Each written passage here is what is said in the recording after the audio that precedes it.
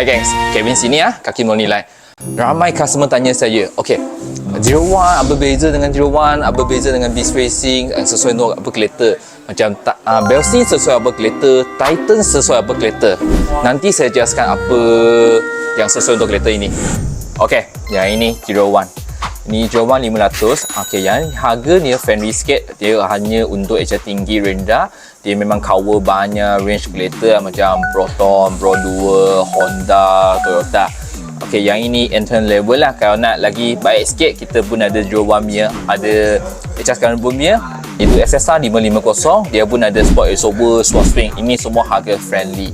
Kalau nak performance sikit, jadi boleh pilih BC Racing. Ini monotube dia. Harganya dia medium range lah.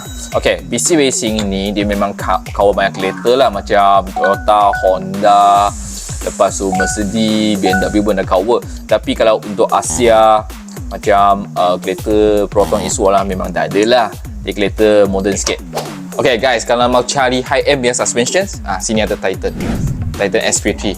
Yang ini dia sesuai untuk kereta Conti macam Mercedes, BMW, Volkswagen, Audi, Land Rover. Yang ini memang sesuai untuk family drive, memang selesa. Tapi harga memang high-end sikit lah. Selain tu macam Titan, saya sini pun ada HT. Tian pun ada. Tian memang cover kereta tak banyak. Biasa JDM kereta model pun tak banyak lah. Lepas tu Belstein ini untuk kereta Conti saja. Gelanda Meen Germany. Harga memang keras sikit lah. Sesiapa nak cari suspension, boleh komen dekat bawah atau loja Kevin. Okay.